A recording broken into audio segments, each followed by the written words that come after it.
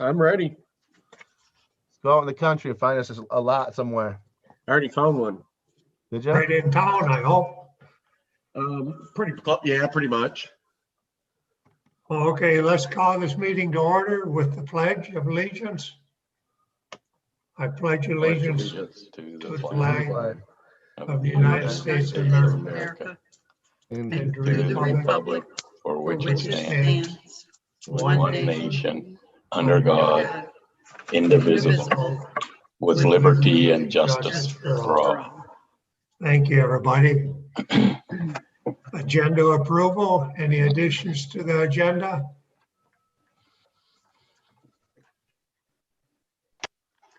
If not. Yes, entertain a sorry. motion. Oh, Hold Entertain a- My mic was muted. We need to add a scheduling a policy committee here Meeting. meeting, not Number- hearing, just a number policy 6. committee meeting.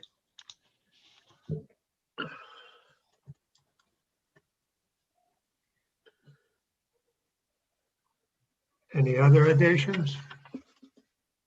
Entertain a motion then? make the motion to accept the agenda as present. Support. Got motion and support? With the addition of number 6, With set the- policy committee meeting. Yes, please, Sarah. Thank you for reminding me. Bob, I'm sorry. you always forget me. I try not to, but sometimes I don't. I know. You just can't help I know. yourself?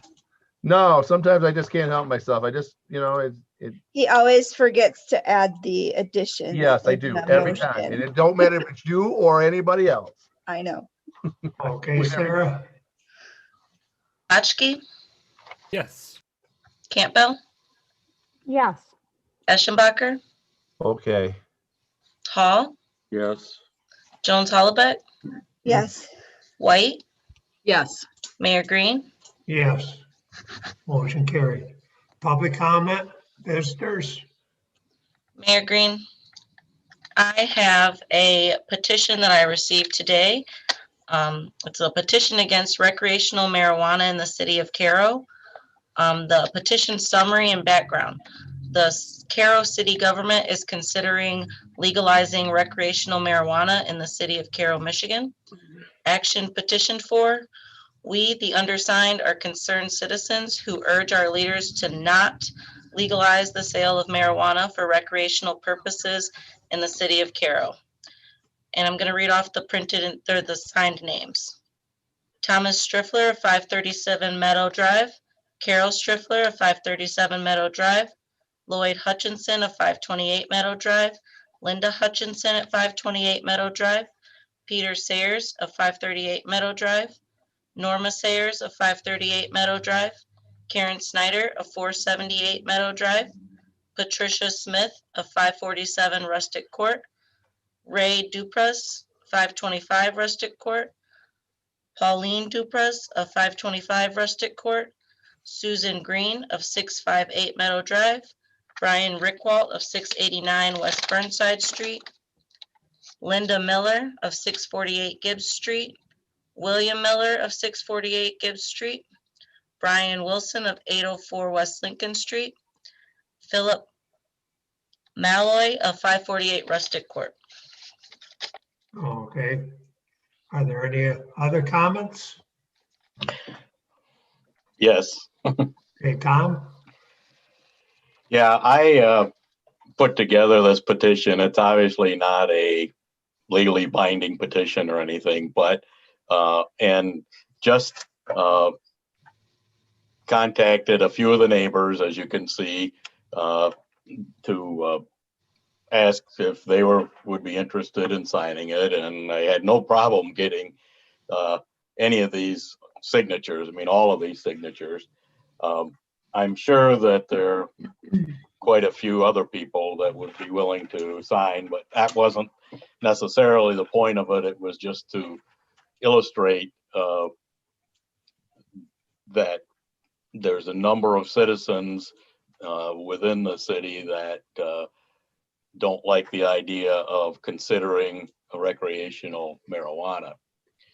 And I just have a brief statements I'd like to share, and then you guys, I know it's not on your agenda tonight. Don't expect you to take action on it tonight or anything, but I know that it's being considered, and you've asked Mr. Lane to help draft language that would permit it. First of all, I don't think that recreational marijuana is healthy, and I think as leaders, you should encourage good health. Second, I don't like the idea that people would want to come to Caro to buy their marijuana. I'd much rather have people that want to come to Caro to buy groceries, to go to the spray park, the farmer's market, or the doctor, or restaurants, or those type of reasons, rather than to get their marijuana. 3, I don't like the idea of anyone wanting to live in Caro so that they can walk to buy their weed. That's not the kind of neighbors that I'm looking for, or that I want my grandchildren exposed to while they ride their bikes to the library or to the playground. We may not be able to control who lives next door or visits our town, but you can control how it's perceived. Will an employee of the new state hospital choose to live in Caro because they can buy marijuana here? Or maybe they'll choose not to live in Caro because it is sold here. Do we want to occupy more of our police and administrative resources for enforcement and permitting? Or could our tax dollars be better spent on continuing more positive improvements and developments? Like I said, I know this isn't on your agenda tonight, but I want you to think long and hard before you consider allowing recreational marijuana to be sold in the city of Caro. Thank you. Okay, thank you, Tom. Are there any other public comments? Okay, Herb? I think that either the city of Caro or the Downtown Development Authority should think of ways to help the struggling businesses on Main Street, maybe through a tax abatement or somehow, because with this COVID deal, there isn't going to be a downtown at all pretty soon. Thank you. Okay, thank you, Herb. Are there any additional public comments? Okay, let's move on to communications. Page 2, Congresswoman Lisa McLean flyer. Page 3, EDC workshop projects.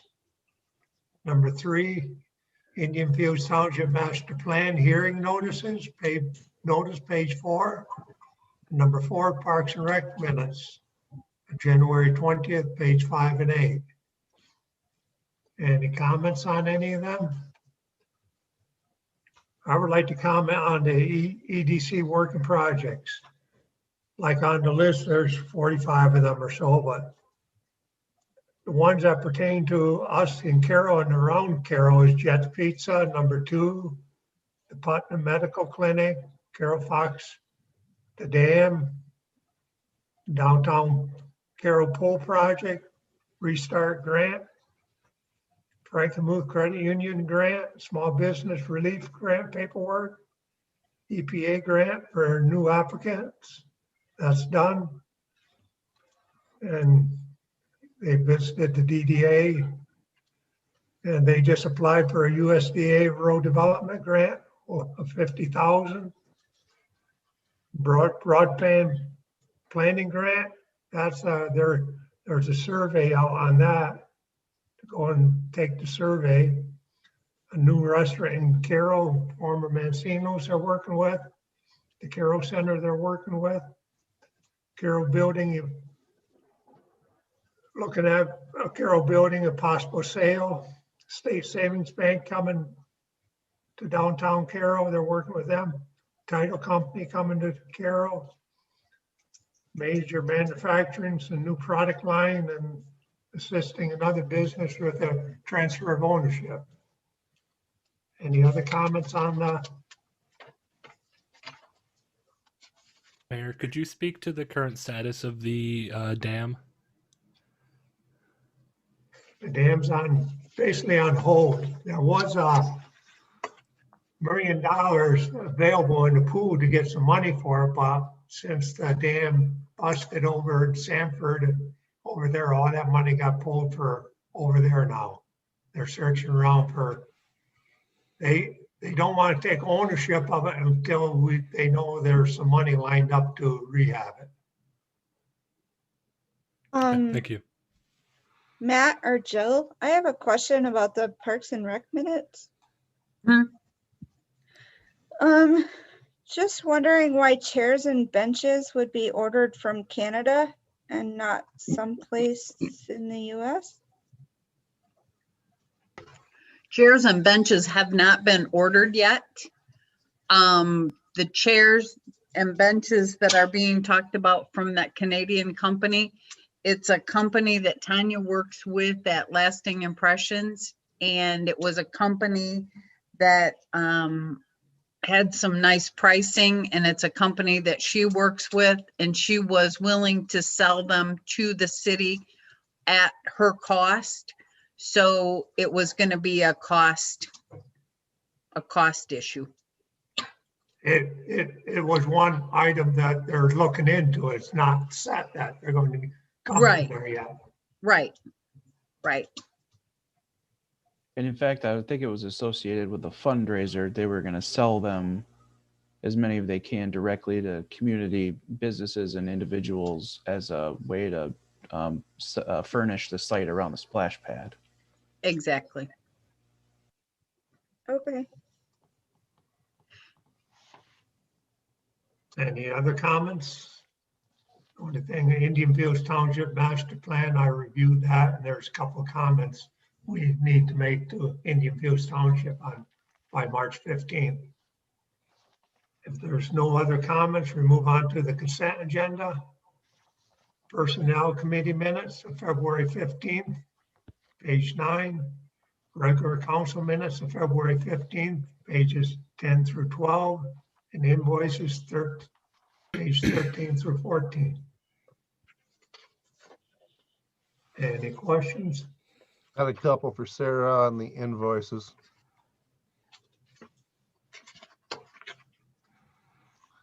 You ready, Sarah? Yes.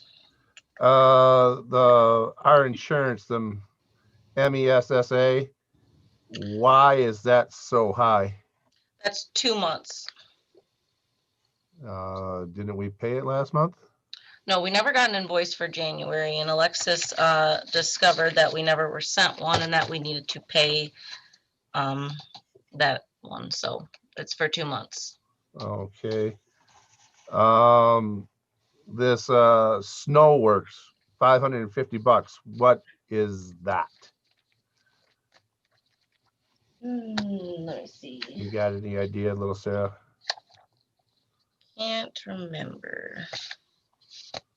It is for snow deflectors for the trucks. Snow deflectors for plow trucks?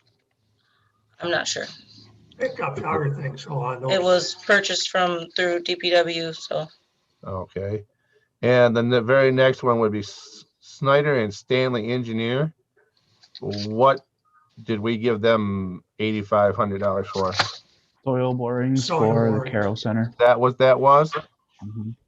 Okay. yes. That was for the Caro Center, right? Out 81? Yes. Yeah. Okay. Just so I know. Any other questions or comments? If not, entertain a motion. Make the motion to accept the consent agenda. Support. Yeah, motion and support. Any further discussion? Okay, Sarah? Campbell, Muted. Yes. Eschenbacher, Yeah. Hall, Yes. Jones Hollebeck, Yes. White, Yes. Botchke, Yes. Mayor Green. Yes, motion carried. Moving on to regular agenda, policy committee recommendations. Tisha? Yep, we met tonight and went over 6 policies that Sarah sent out. I'm hoping I can pull them up without losing everyone again. It'll be magic if I do. I sent out an email too, right before the meeting of the Yep. policies, so I'm not sure if you guys got There's that. 6 of them. I know, Sarah, we approved them each individually at our meeting. Do we need to approve them each separately at this meeting, or can we just do them all? I think we can do them all as one. Perfect. She sent them to you in an email that apparently I can't pull up again. But they're there. Oh, hey, I found them. So, the policy committee submits to you. Oh, she shared them. Look at that. She's on the call. So I make the motion that we approve the water shutoff policy and 5 others, making one exception. We need to make a slight addition to the last policy, which she's getting to right here, the brush chipping policy. Oh my God, she even changed it before we got to the meeting. Yes. 6 by 4 by 6. We're changing brush chipping to add at least 4 times a year and not just 4 times a year. And we're changing it to 6 feet instead of 4 feet wide. So, and there's a couple little changes in some of these, nothing major, nothing earth shattering. We did make it so that small businesses in the downtown area, like small restaurants, do you want to go to the water one?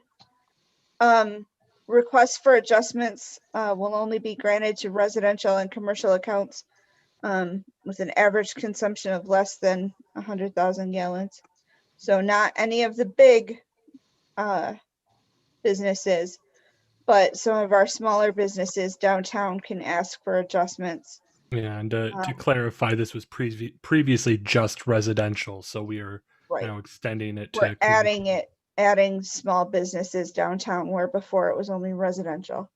So that's the only major change in any of these besides the brush chipping, which is going to be longer and you can have a bigger pile. And then leaf pickup can be in spring and fall now and not just in the fall. So that's it for changes really. And the new water policy was just because there wasn't one before. It's the same as what she's always done, but there just wasn't a policy in place. So now this policy in place that already does what she's already been doing. As far as water billing is concerned. So that's our policies that we're putting before you. So I make the motion to approve these policies as presented. I will support. Motion and support. Any further discussion? Okay, Sarah? Eschenbacher,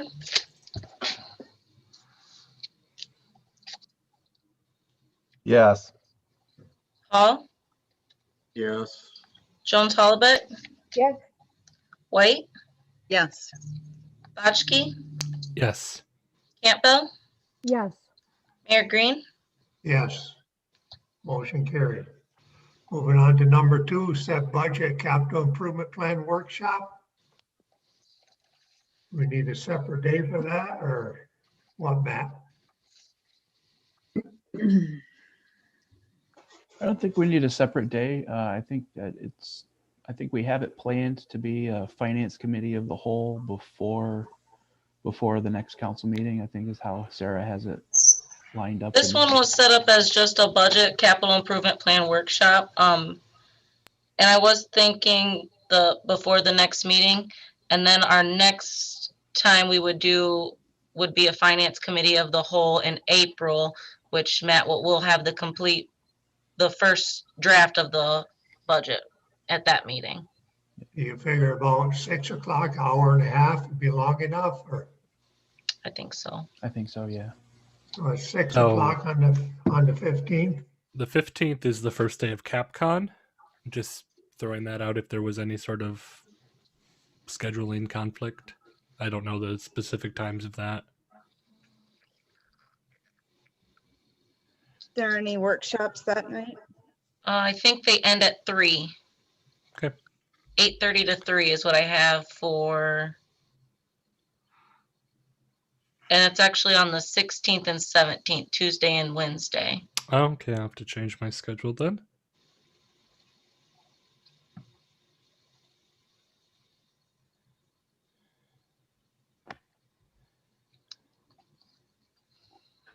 Oh, they're gonna set at 6 o'clock on the 15th. So is that Okay, just for capital? no, that's everybody. Yes, all of us. Yeah. Okay.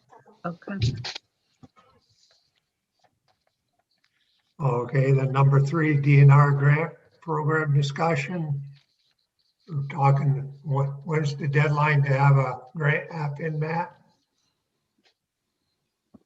April 1st at 11:59 p.m. And we were kicking around having a grant application in for bathrooms down in Beef Park around the splash pad. That's why Matt, they've been looking at the Frankenmuth. And they toured a couple of them, Bay City and Frankenmuth. And I recommend look at the one at the farmer's market too. And There were a group of us that went and looked at the Frankenmuth one. It's spectacular. It's block with cement floors that have the epoxy coating on the floors, so they're real durable, and it was a spectacular building. It would be wonderful if we could have that in Beath Park. but if I looked at it, if I remember seeing it, they had 6 bathrooms in there or 5? They had Five. 5 bathrooms because the mechanics for their splash pad was where the 6th bathroom would have been. But it had a nice overhang over the front of it with lighting and spots for picnic tables. And, we looked at that one first, and then we went and looked at an older one that they had used ceramic tiles in. And I think there was a day when people thought, oh, ceramic tile is the best and it's perfect and we need all of that. But the way the cinder blocks were painted and the way the floors were coated with the epoxy, I think they're low maintenance. If we get graffiti on them, they can just be easily painted again. And they were really nice, really nice. What's the amount of the grants, Matt? So since I anticipate this one being more than, I think it's 150,000 or something, we would need to go for the DNR Trust Fund grant. And so that would be, and I don't have it up in front of me, but one of them is higher than the other. The cap, I think, for the DNR Trust Fund is like 350. And the Recreation Passport grant is much smaller. Well, It just what depends. size? Do we think we need one that big or not? If you're talking about bathrooms like that, you will. Yeah. Are I you think- asking grant size or bathroom size, Mayor? No, the number of bathrooms. Oh, I think that's probably a good question for the Parks and Recreation Committee, to be honest. No, but I mean, we have to move on it because April's coming right up real fast. Yeah. right. I would caution, I don't know if we have enough time to put a quality proposal together. Because Sarah and I were looking at all the requirements, and there's a ton of stuff that I don't know if we have time to pull together. So we could throw something together. I don't think we would have a time to get a successful proposal in. Just as a heads up. Right. It seems like something that we would really want to, go after, make sure all the I's are dotted, T's are crossed, and then apply with a better chance probably in the future. I think that's more feasible. And I have been talking to Mike Carpenter, and I see his hand is up, about putting plans together, because I anticipate this being more than a $15,000 project. We would have to have all of the site plans, the architecture would have to be designed specifically for us, stamped by an engineer. And the site plan would require ADA access from the parking lot and other access points. So it isn't as simple as throwing together the application and sending it to the state. And I'd hate to, spend a lot of time and late hours putting this together only to, not be able to get it. I think it might be a project for next year, but if it's the council's wish to go ahead with it, then we can always hire Roe to help us out. I was thinking we need to move on something, otherwise, if we moved on it now, it won't be until next year. If we wait till next year, we're looking 3 or 4 years out, really.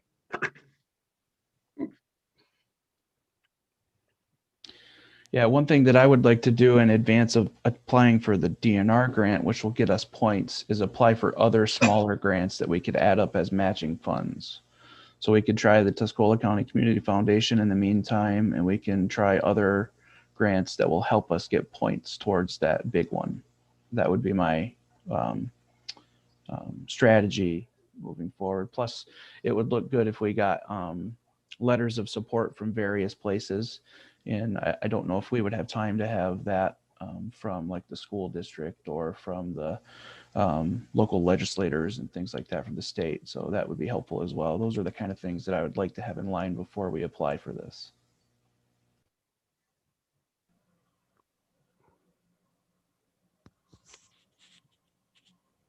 What are you thinking of? Well, I'm thinking we better let Mike have a say here. Maybe he's got some insight on what he can do for us or can't do for us. I was just going to offer that we did look at the Frankenmuth building that was shared with Matt in anticipation of meeting with Matt in the near future to talk about it. And it's just, I think the idea of having bathrooms is a good idea. We just want to be careful about the scale because bathrooms are very expensive.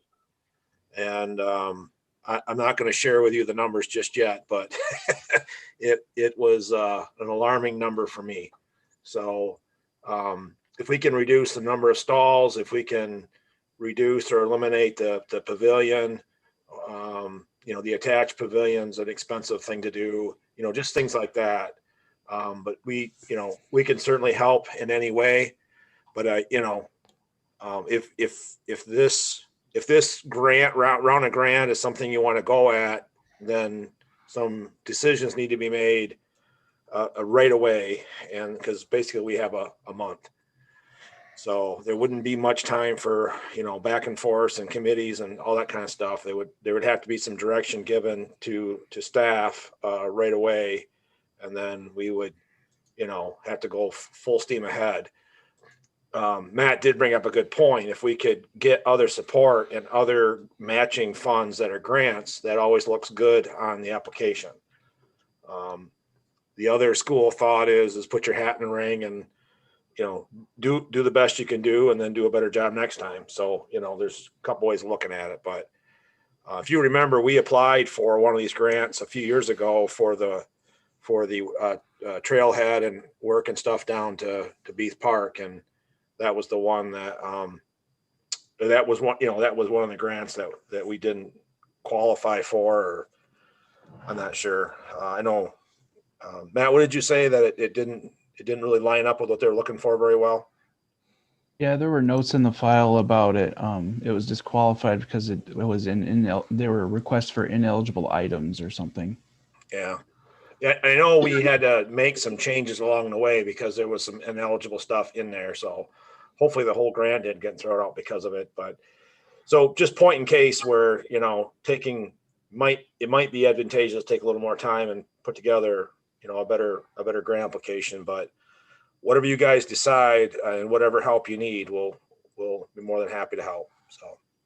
The comment on the Frankenmuth one, when I talked to them about a year ago about that complex there, they said with the splash pad in the building there, I don't know if there was parking lot work done too. They had close to $1 million into it in Frankenmuth.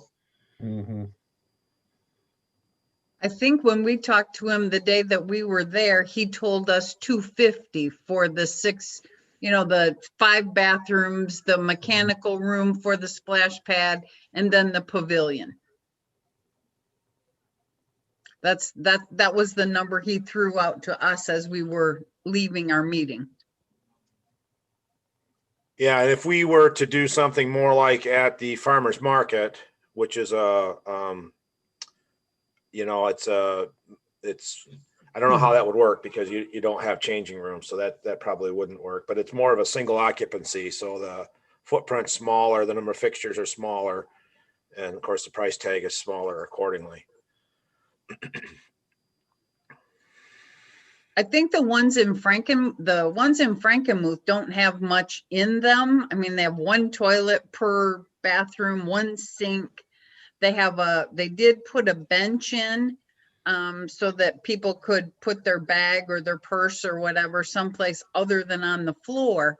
But they made it so that a mother and 2 or 3 children could go into that space and have room to change their clothes. And they're all, male, female. There aren't any boys' bathrooms or girls' bathrooms. They're just all for everybody. But they did have a nice layout as far as space for changing, just right in the bathroom itself. Okay.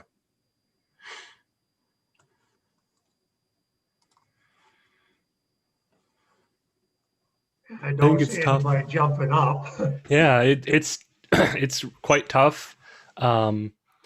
It's a really great opportunity, but it doesn't seem feasible. So I don't know if it makes sense to put a lot of effort into it if it's not going to pan out.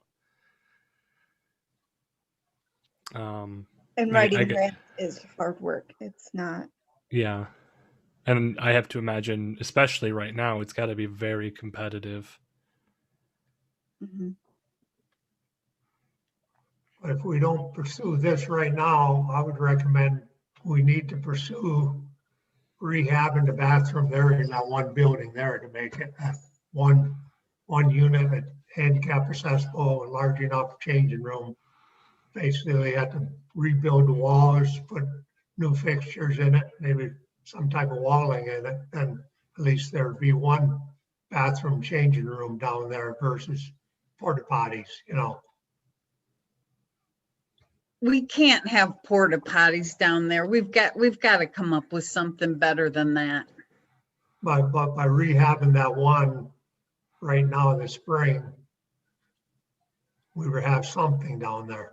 Right. I don't know, look at it, I don't know if you can expand it to a two unit one or just expand it to a big, right now the one bathroom in there's a real small room. It's not even handicap accessible. You're saying in the building that was just painted? Yes, Okay. that could be rehabbed at not that big a cost number. And see, right now the shuffleboard people use that one all the time. Right.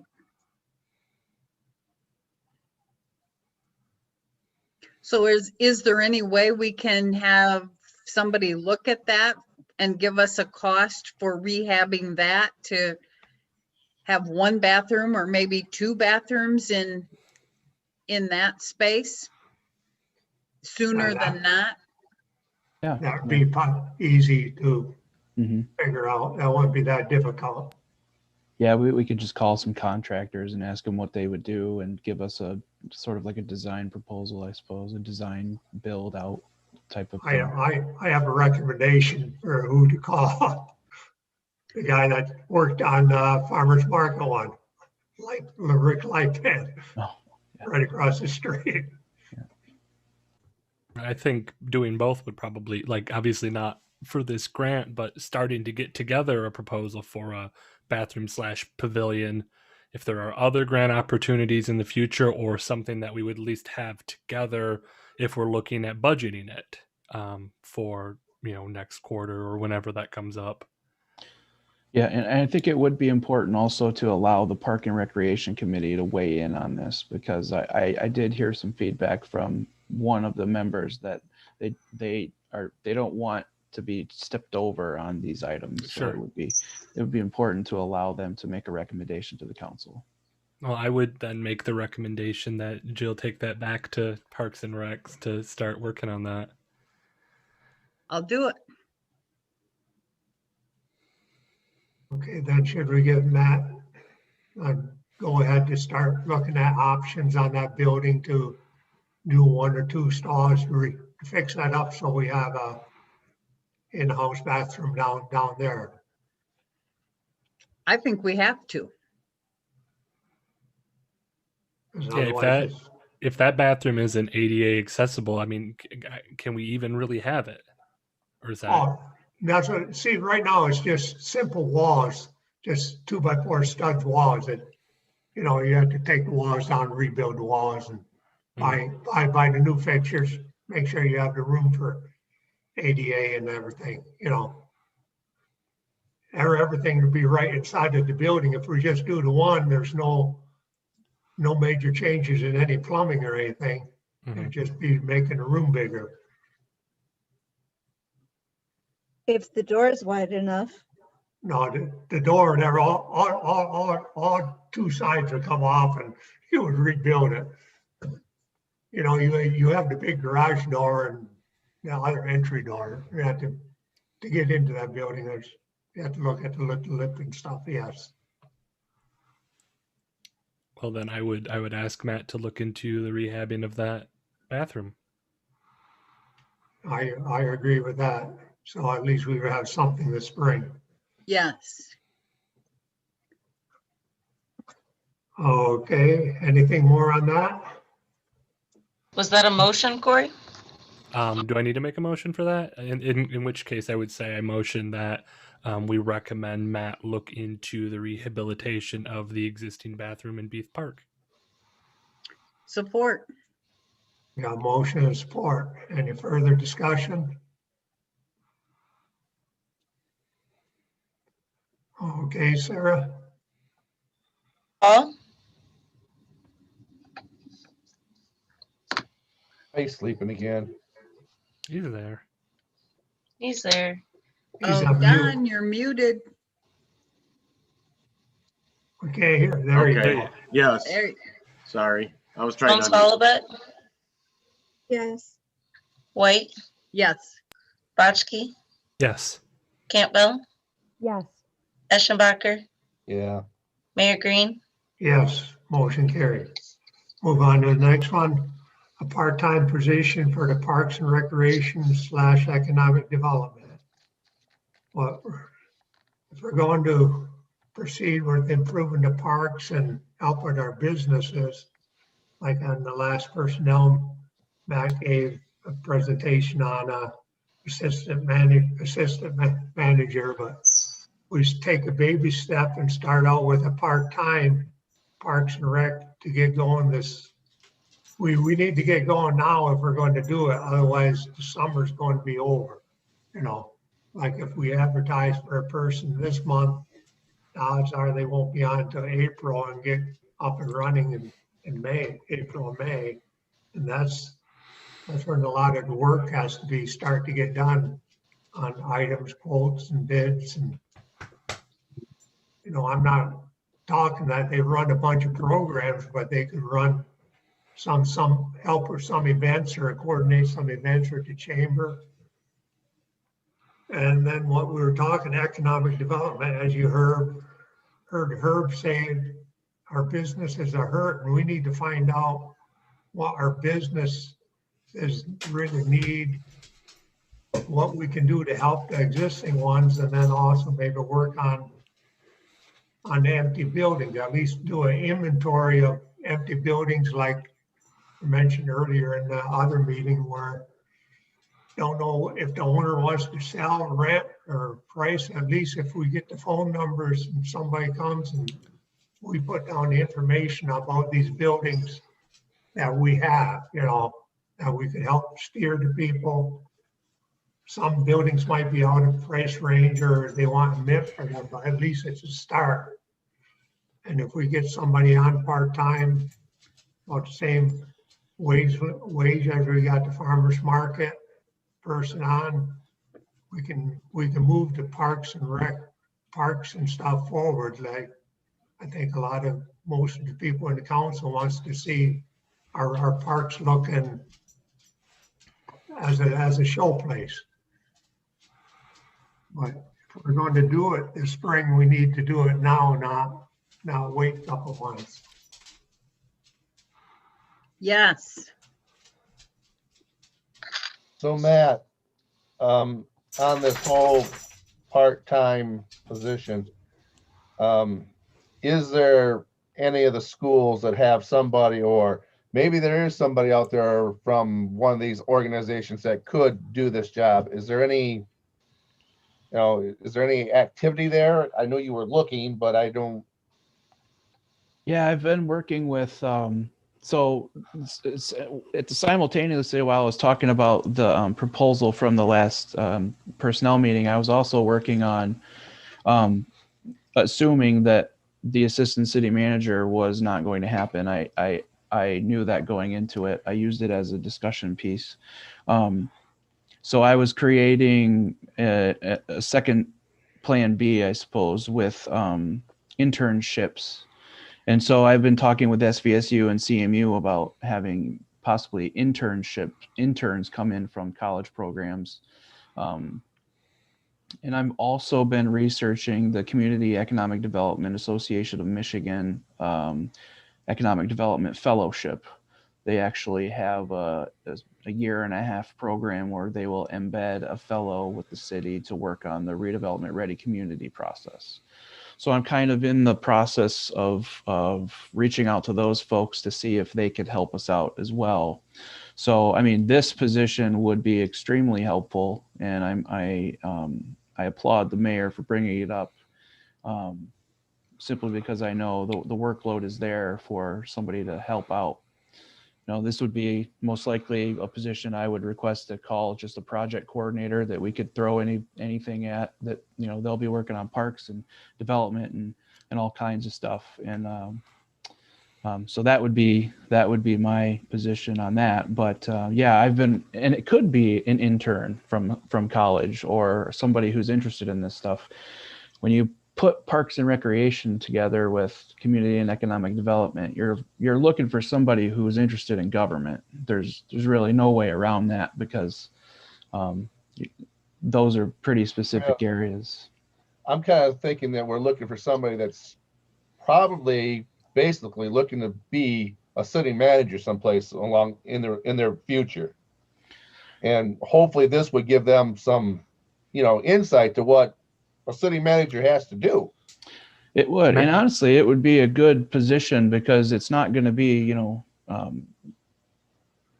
catching, opening the mail and getting coffee. They're going to be in the middle of projects and working on things that need to be done. So it would be a good first position or second position for somebody who's interested in this field, for sure. And these other deals that Matt is talking about, these fellowships and stuff too, if we get those down the road, that'd be all great. There'd be more help to us, but we need somebody in the desk and chair now be able to get stuff up and running for this spring, because if we wait any longer, it's going to be summertime. And I imagine it has to take time to put together an internship program with one of the schools as well, especially now coming into the summer semester. It does. Yeah, So there's so how would agreements we- and insurance requirements and things like that. And Mhm. yeah, So how would we market this position, Matt? How would we go about advertising this position? I'd advertise it as a part-time project coordinator in the city manager's office who will be working on parks and recreation, community development, and other related projects at the direction of the city manager. Basically on a part-time basis and basically similar to the farmer's market wage and everything. What, we're paying $16 an hour there, Matt?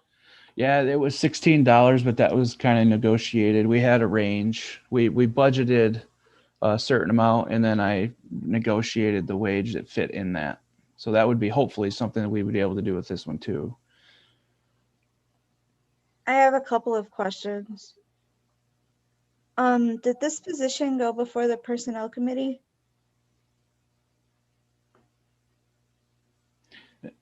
Not specifically, no, it did not.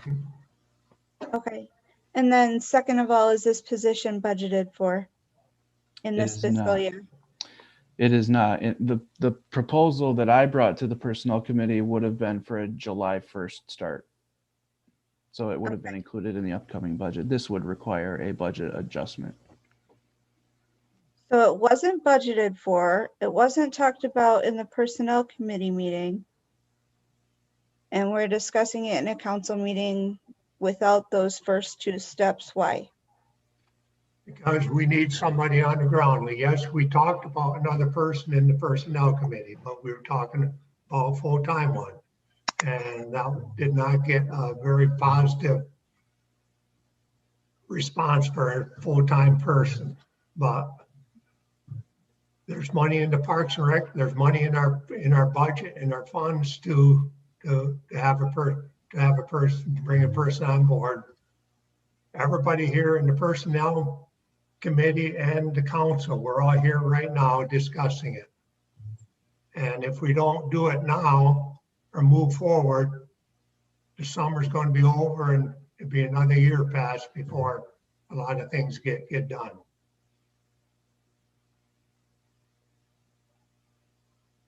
Don, what do you feel?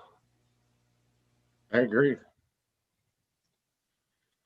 My feelings were that we were going to try this as a part-time position to see basically if the workload was there and what we could possibly get done in more of a timely fashion. I mean, if we could get, the information, we've lately been trying to do projects right along, and sometimes the information does not get back to us fast enough in that. And I'm going to admit right now that I'm probably one of the worst ones that on this council that want to see things done in a timely fashion. I'm probably the worst one of all of us. But, I just didn't want to do this whole thing, jump in, and then at the end of the year, we had this salary that we were paying and we weren't getting anywhere. So I thought maybe if we did this as a part-time position, we could explore what was out there and how this was going to work. I think we need something to move and keep moving forward. We're starting to get stagnant again, folks. I mean, we're not moving along like we probably should be. I mean, I go ahead, Sorry. Joe. No, I no. was just gonna say, we've got a lot of wonderful projects going on in the city of Caro right now. I think we have a city manager that's on board that wants us to move forward just as much as we all want to move forward. And I think if he's willing, Matt, I know you proposed a full-time assistant city manager, and I think that's pretty scary for all of us right at this time. But I Scary for me think if, too. if we can get a part-time person that you can work with, that you can kind of direct, and they can make suggestions, you can make some suggestions, and you can move it forward and prove to us that it needs to be a full-time position. It's kind of it's an opportunity for your office as well as an opportunity for the city. And we just need people. We need willing people to make things happen. Like we And just mentioned, this bathroom project, you know, to yes, get going, you know. yes, Somebody needs to get on that. And I know the Parks and Rec Committee put together a whole list of projects down in all the parks, you know, there's several pages of items Yep. to get done. yeah. But it takes somebody to take one item, get the bids, get either bids or get the DPW crews to do it, get the materials. You know, it takes a body. You know, There's so much legwork that needs to be done, and we don't have enough legs at this point. you know, that's why we're bringing it up now. You know, we have the money in the budget. We have the money in our general fund to do a budget amendment to put it on. We're not talking that big of dollars because we're not talking benefits or anything right now. I would And- love to see somebody get the position and turn it into something that we absolutely have to make a full-time job, because they're doing such a great job and there are so many things being worked on and there are so many irons in the fire that we just have to. That would be wonderful. You know, and these other people that Matt was talking, these internships or that, if we get the grant for RRC to work on those specific projects, those are all great. I know internships is only for a specific period of time, you know, you have a person come in and do 1 or 2 projects and they're gonna leave, or if we get the grant for an RRC project, they would be working on the RRC, you know. Those, if we get additional people, that's all greater, you know. Right. Well, I feel we need to start with a person, a body on the ground right now for the spring, because to get a person, I'm saying it's going to take a month and a half to get a person. Because at farmer's market, I know it took two months, over 2 months to get that person or longer. Right, Matt? Yeah. You want to post the position for a good amount of time, and then once you get it in, you kind of filter out the best ones and then bring them forward for an interview. Then you do the interviews, and it depends when the person can start too. Right. What time period. All right, Matt. What are you thinking about? Where's this pay range going to go from? Let's.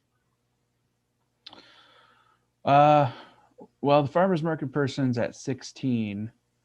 I would imagine someplace between, if you give me the ability to negotiate with somebody, someplace between, 14 and $18 an hour, someplace in that range ish. And I don't know, I guess I could do some quick math. I know in the DDA, they budgeted, I think it was 35,000. Is that correct, Sarah? In anticipation of the farmer's market person. That would probably be a sufficient budget for this position. And they would work between 20 and 32 hours, depending on the workload. And we would just track this, depending on their hourly rate, would they be able to work less or more? Either weekends or evenings too, if needed. So Would we need the budgeted amount to be the entirety of the salary, or would we be able to do the amendment until the next quarter? It'd be just this budget year. We need the budget amendment right now. Well, so what I would suggest doing is that whoever makes the motion, if a motion is made to do a budget adjustment, would be like an equivalent of a $35,000 cost estimate. And then what Sarah and I will do is we'll do a budget adjustment and kind of prorate it. And we could put the 35 in, and then once we get to July 1st, we'll have to move it over. Or we could crunch some numbers and tell you exactly what we think it might be. But if it's going to be a range, then that's a little bit more difficult. But Yeah, I was just wondering if it'd be just for this end of this fiscal year, we need a budget amendment. And when we're doing our next budget, we just budget that in. Yeah, that was exactly my thought, Mayor. Well, I guess my motion is to give Matt the authority to negotiate between 14 and 18 and to start looking for a person for this job. Support. Let me second that. That's for, okay, if the motion is to proceed with a part-time person between 14 and 18 bucks an hour, in what, 20 and Between 20 and 32 hours a week. a week? Including a amendment to the budget. Do we have to do that right now, Sarah? Matt said we should. I'll say with necessary budget amendment. Okay, Sarah, thank you for putting that in there. Now, I got only one other question. Matt, is this person going to, I guess, part of his hours of meetings, can we maybe have him a 10-hour city council meeting so everybody's on the same page? Well, I want to say yes, but that isn't how the personnel system goes. Since it's a part-time person, it's not a department head, so they would report to me and I would report to you. I could have, I could create in my manager's comments, I could do a section of, what my office is working on, and that would be included. Okay, in that's that. what I'm saying. So Okay.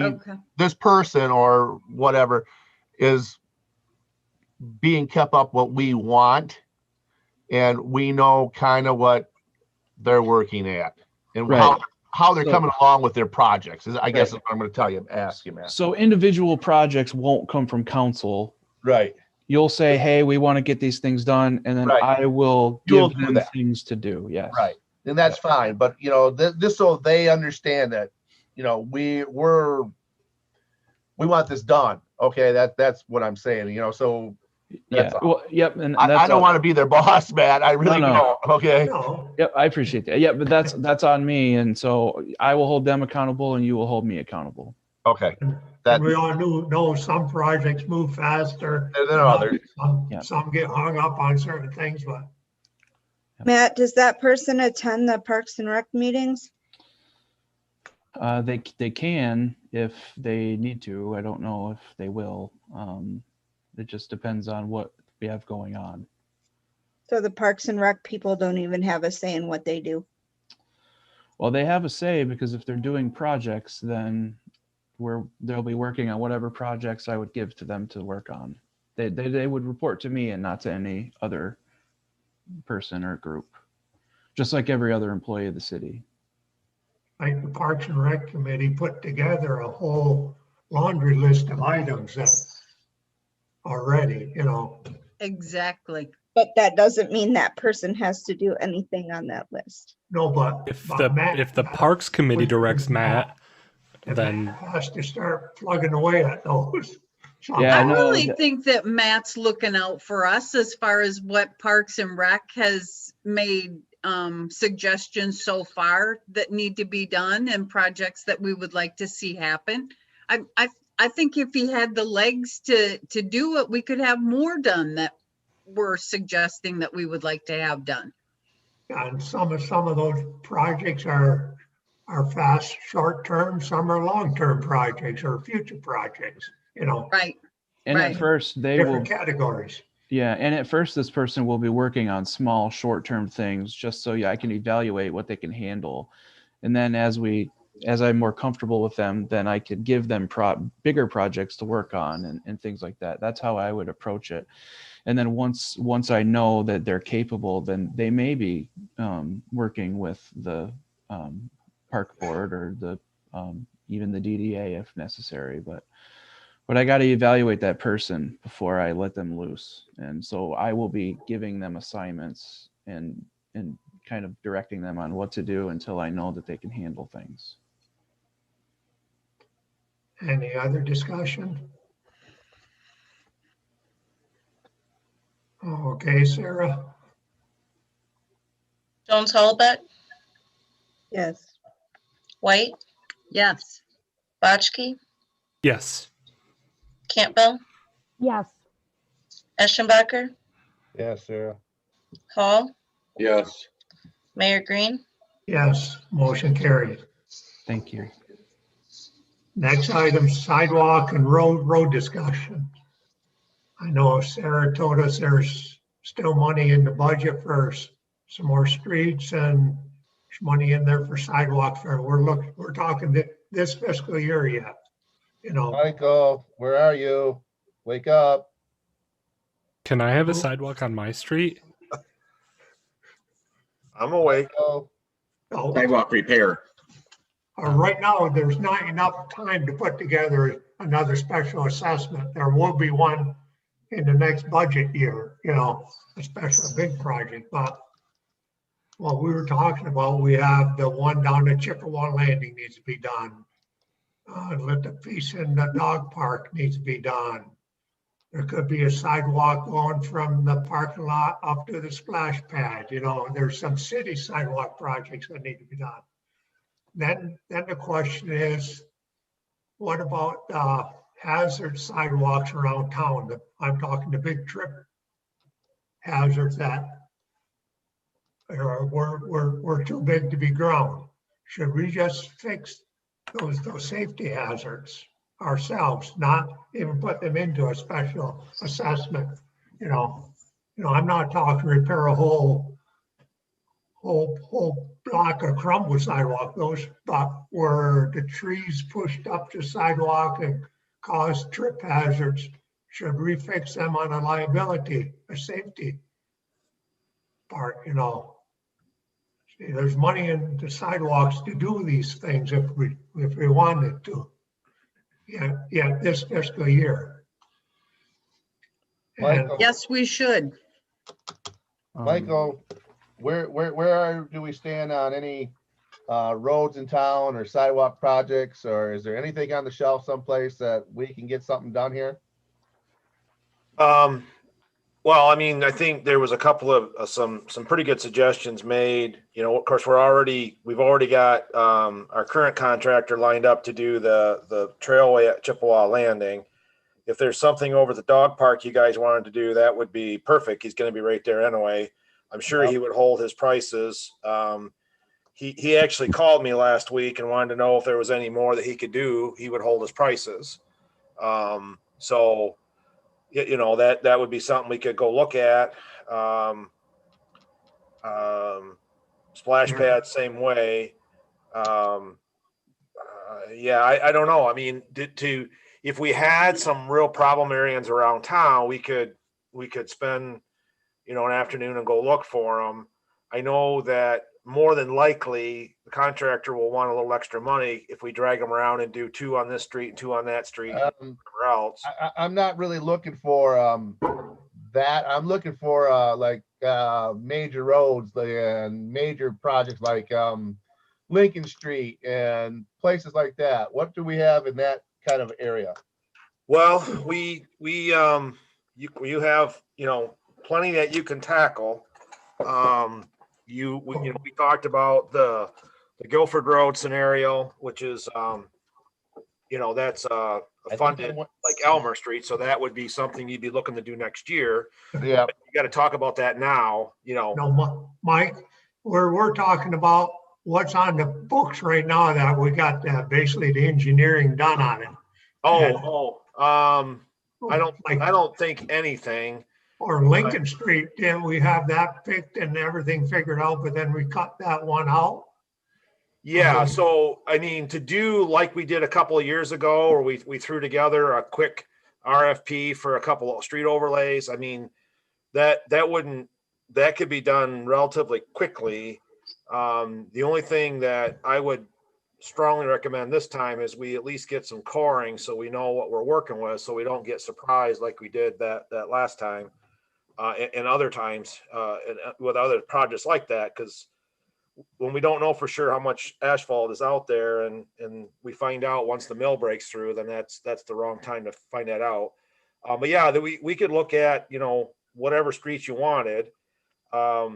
Lincoln Street, I know there's a chunk of water main that should get fixed That's first. where I was going next, Mike. Wasn't that actually a project at one time that you guys figured out for us? Yeah, that was on 2 years ago. That was on that list, but there's, I think, 2 blocks of water main that got to get done. So either we don't do the whole street, or we get with Jeff and we see if the DPW can tackle that water main project right away. Yeah, that project is yet to be done in the spring. We're still gonna do that. It's in the budget. Oh, the Lincoln is? Yes. Okay, It's like I 900 didn't, feet or something. I thought I'd heard a rumor, but I didn't want to be that presumptuous. So, Yep. We so have if it in that's the budget case, still. then Lincoln would be, you know, a pretty good target. We just got to figure out the schedule of getting the water main work done first. And Sarah, do you know how much money we got for paving in this year's budget yet or not? For local streets, we had budgeted, I want to say around 400,000, but we had anticipated getting about 200,000 in grants. So, And But- that didn't happen, so. right. But we were still planning on spending about 200,000 of our fund balance in local streets. And if I recall, Mike, wasn't those other Burnside and what was it, Gibbs? They were each about 100,000 a street or something? Under the old. Yeah, prices. something like that. 200,000 would do Lincoln pretty comfortably, and then, you know, maybe a little bit more money, you could throw another bigger street like Lincoln in with it. You know, we can. I'm sure there's another street somewhere that we could look at. I don't remember what the deal with Allen Street was. If that did that need sewer, Matt? Do you remember? Yeah, it's got collapsing sewer underneath it. We have to do some kind of a lining in there at some point. Well, if we're going to line it, that wouldn't stop us from paving. So as long as we're committed to lining, we'd be okay. Yeah, because then you could just do a mill and overlay if we line it, right? Yeah. And Yeah. Mike, Or even that other little area going down from Pizza Hut to the fair. Well, it depends how far past the tennis courts and stuff. That's all crappy area street too, you know. Yeah, Park Street's actually not a bad idea. That street's getting kind of tough. It depends if we want to go out completely through the fairgrounds or just part way or what, you know. Well, one thing about Park Street, for the most of it's pretty narrow, so you get more length out of your dollars because you're not paving parking lanes and stuff. So plus that could be a crush in shape, which is you know, even better. You can get a better product when you're done because there's no curb and gutter to monkey with. So Yeah, see, if we're looking at fixing up our parks, that'd be something to look at or consider. But I think that would be very important to look at and consider with what we're trying to do at Beath Park. If we do Park Street and they're gonna have a paver down there, could we put in some kind of pathway in that area around the splash pad? you mean to pave around the splash pad? Well, like a walking trail or something around the area to get people through it. Oh, you know, yeah, that's what I was mentioning, a sidewalk, something from the parking lot up to the splash pad. Okay. Like Yeah, I know, sidewalk probably would be better. like I know Beaverton, their splash pad, they don't have any sidewalk to it. Alpina's does, you know. And, you know, we're Yes, back yes. quite a way to be pushing somebody back there, especially if they were in a wheelchair or something like that without no sidewalk. But yeah, unless you were looking to extend your trail system, if we do it HMA, you're almost committing to something that's, you know, 8 to 10 foot wide. And if you could get by with a 5 foot wide sidewalk, you could probably do it for the same price in concrete. yeah, and it would look a lot nicer and be a lot cooler. Mhm. Yeah. Right. Just And I'm thinking that maybe if we're going to do some of these trip hazards, I can't see why our guys DPW can't lay 100 foot of straight sidewalk into a splash pad and, you know, and that. They don't have to do it all in one day. They could take a week or two and do it in sections. But that's only my thought. But I'm looking for a road that we can still probably do in this budget. May or June. Yeah. April, Well- May or June. I think it should be Park Drive. On Lincoln Street and Park Drive, and you know, Okay. both of them. There's a lot of Yes. stuff. Yes. Well, Lincoln Street's gonna need some pavement work if you're doing the water main. So one way or the Yeah. other, you gotta put some money on Lincoln Street. Yeah, but Lincoln Street should just get all paved at one time, so it's all fresh all together, not Yes. part of it. That way it's all fresh. So we're gonna do this. I think we need to get with Jeff and see when they propose to get this water main job done. Now, are we doing that ourselves, or is Brinkman coming in to do this? Water main. The plan was for us to do it, but I With can Brinkman's double help. check with Jeff. I guess I don't know what their limit is in terms of how much they can do. But normally they have Brinkman come out in with his excavator and do the major excavation. Yeah, we'd probably hire out the digging, and then our guys would probably put the pipe in. That's all. Okay, well, Get a backhoe? it won't reach that deep. Yeah, Oh, it depends on the depth. How deep that water main is actually at. yeah, it depends. I can talk to Jeff and see what his level of comfort is doing it on our own. But if he's not comfortable with it, I wouldn't force him to try it. I would, even just the digging, if we could get someone to dig and then our guys can put the pipe in, we could do that. It has to do with the way that the spoils can be taken care of. With a backhoe, it goes so much slower and it's so much harder. You got the whole street shut down, whatever else. And typically when the DPWs, I mean, this goes back many years, they typically have hired brakemen to come in with the excavator just because it goes faster, safer, and cleaner, because the excavator can spin 180 and drop it right in a truck. Whereas the backhoe is limited to, 90 degrees and quite frankly, less than that, depending on. Put it in the truck. Yeah. So, and then the truck's got to be right at the trench, and there's a lot of advantages. And the other thing is that if you use an excavator, you probably could get started in the next month. You got to have something big enough to get through the frost, but that's something that probably could be started in the next month or so. Is there very much frost in the roadways or not? Well, there'll be some under the streets Yeah. for sure. I don't know how much. If it gets to be more than a foot, it's going to be pretty tough. Yeah. Elsewhere, I know there's not hardly any frost. Yeah, they've had quite a bit of frost out to Caro Center, but they're beating it in the ground with the big trucks and stuff out there too. So, but so I'd imagine there's still some frost, or there is some some decent frost, but we can still get the road cut and things like that where they're going to take the asphalt out. yeah, I mean, if Jeff started that work, 1st of April, let's say, or even middle of April, and if that took him a month to get that work done, I mean, that puts you in the middle of May. That's perfect for paving. So, And do you think we can hire a paver to come and do these streets with some kind of ease? based Before on what July we've been 1st. seeing right now, yes. We bid out a parking lot project in the city of Lapeer a couple of weeks ago and got some crazy low prices. So I think the smaller pavers that normally do commercial work, I don't think that works out there right now, which surprises me, because last year we couldn't get masons to show up. We couldn't get concrete subs to show up because of the commercial work. And now all of a sudden it smells like it's going the other way. So, okay. well, I don't know. But I think then we should approach this as we're going to try to get Lincoln Street and Park Avenue redone. Yeah. Wonderful. So I guess, Mike, on my end of this, I hope that we'd have, what do we need to do to get this rolling? Do we have to put out for bids for favors or what, Mike? yeah, I would recommend that we do very much like we did 2 years ago. It's what we call a reduced bidding documents. It's not the full 1.5 inch thick book, but it's going to require performance bonds. It's going to require insurance. It's going to require, some of that stuff.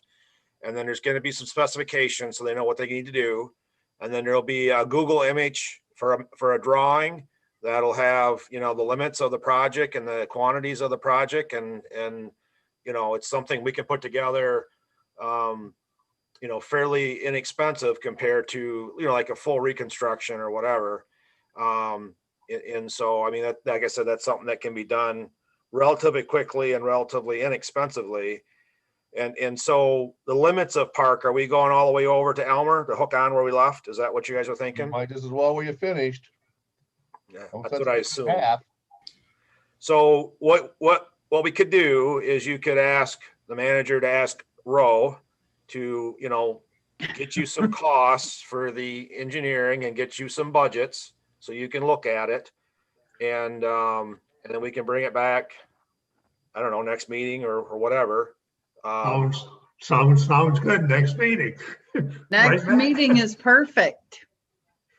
I said a month from now, right? No, next No, you said meeting. next meeting.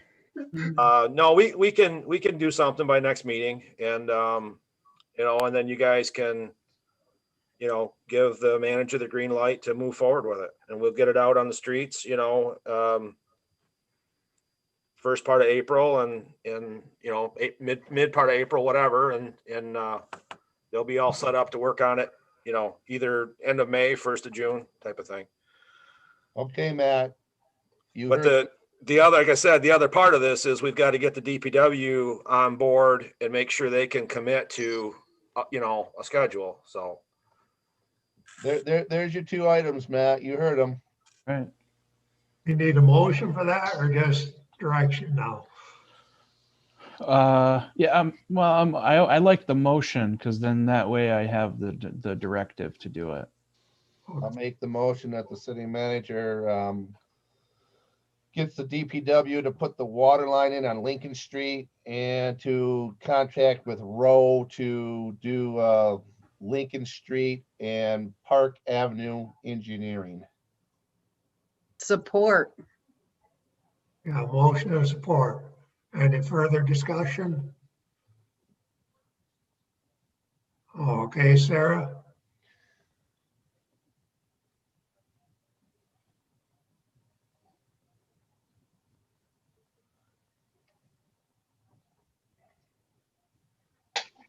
It was a long motion. She's got to write it out. Sorry. Yeah, normally I can predict what you guys are going to do, but for this one I had to. Well, I was typing right on the bottom of my screen. Right. All right. Jones Hollebeck, Tish, are you there? Tish is muted. There Sorry, you go. I was muted. That's a no. White, Yes. Botchke, Yes. Campbell, Yes. Eschenbacher, Yeah. Hall, Yes. Mayor Green. Yes, motion carried.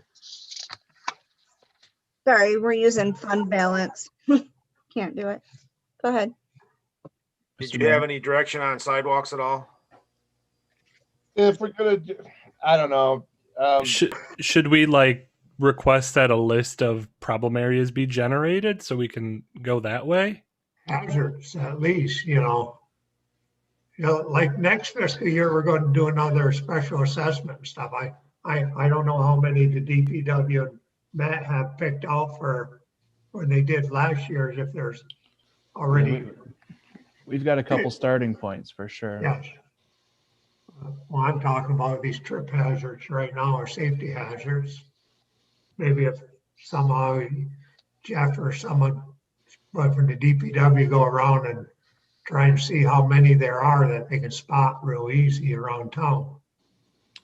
Yeah. And then look at it if it's something the DPW can handle, or if we talk to Remus about adding it to their contract. Yeah.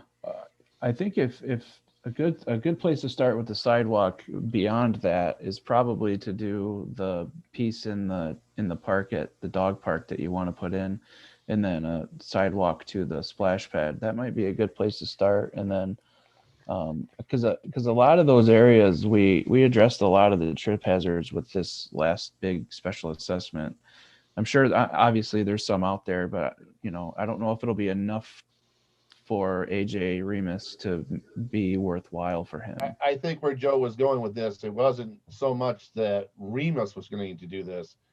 I was under the impression that our guys were going to do this. Maybe could do these trip hazards, because I know there's a if you had to couple. cut one slab out and form up one slab to fix a tree, or something like that on a road that was a huge problem area that we figured somebody was going to trip on. They could cut out one slab and pour one slab. I got one right by my house. And where they could get enough of these little teeny projects that they could get 5 yards of concrete and just take a morning and go pour and do out and then be done. Not saying that they were going to go pour, a whole city block of sidewalk or anything. They can put in curbs and stuff like that, but just take out a chunk here and a chunk on that street and a chunk on that corner. And when they got 5 yards, you called and said, okay, bring 5 yards of concrete and we'll pour these out. 5 yards or 2 yards or whatever. Yeah, whatever, That sounds like two different projects, right? So we've got the pad at the dog park and splash pad, and then the assessment of need throughout the city. Remus is going to finish that trail down there at the Chippewa already. That's on the books. And then it depends if we want to add splash pad in sidewalk up there with him too. That's a straight run. Well, first of all, Remus probably won't be here back, but by the time we need a sidewalk there anyway, because we have to fix that splash pad long before I worry about a sidewalk there. They'll probably be here and gone long before we get that taken care of. Oh, Bob, let's hope not. I got a funny feeling that's what's going to happen. Well, we did want, but Remus was at Chippewa Landing to do by the dog park, though. Right. So we need to do direction for that, right? So let's talk about that. Yeah. Well, I'm talking at dog park. Is that just lifted that square-lit area where you go in? Mm-hmm. What is it, 6 by 6 or 10 by 10 area? Because that's going to get all your traffic in and out, and that'd be. You guys were talking last meeting or meeting before about moving that fence in some, then that would be a waste of that slab, right? No, not that fence. No. Oh, not that one? No, not that side. It's the other side against the hill. Oh, okay. Gotcha. So it would be the east fence? Yes, it'd be the east fence. Or the entryway would stay where it's at. Gotcha. Okay. Man, I was over there this weekend. It's a muddy mess over there. Yeah, I was just there today. It's horrible. It's ice too, I but know. yeah, that'd be something to look into, is getting that. You can't park and take your dog out, because if you when you go to put your dog back in the car, he would be a muddy mess. Yeah. That happened today. Yep. Well, I suppose we should stay on topic and talk. So do we need a motion then to extend Remus's duties at the dog park to pouring that slab? How's that? Yes, sounds good. I think we motion. do. Okay, I will make the motion to look into extending Remus's task at Chippewa Landing to pouring a pad at the entryway of the dog park. Second. Yeah, motion is support. Any further discussion? Is that inside the entryway, Mr. Mayor, or Yes. house? Inside. Sorry, inside. Inside. Outside, I was just going to recommend maybe if we have any millings or anything to put that down there if it's a muddy mess. For parking, yeah. Well, That's the whole parking lot's a muddy mess. That's another area we had to address later. That was rather my point, that I wanted to get this done, this motion made, prior to getting too distracted with something else. Okay, Sarah. We can't You're hear you, muted, Sarah. Wait. Yes. Botchke, Yes. Campbell, Yes. Eschenbacher, Yeah. Hall, Yes. Jones Hollaback, Yes. Mayor Green. Yes, motion carried. Okay, moving on to number 6, policy meeting scheduling. Tisha? Yeah, we're gonna need we're gonna need several more, but we're gonna need a policy committee meeting on, The the, 5th. is that what it is? April 5th, That's right. April 5th. And we wanted 6:30. 6:30. Yep. Sorry, I was just opening my, it is the day after Easter, Jill and Corey. Is that gonna be a problem? Nope. No issue. Okay. Be fine. So yeah, we would like to schedule that policy committee meeting for Monday, April 5th at 6:30. Alrighty. We're going to be going through each ordinance.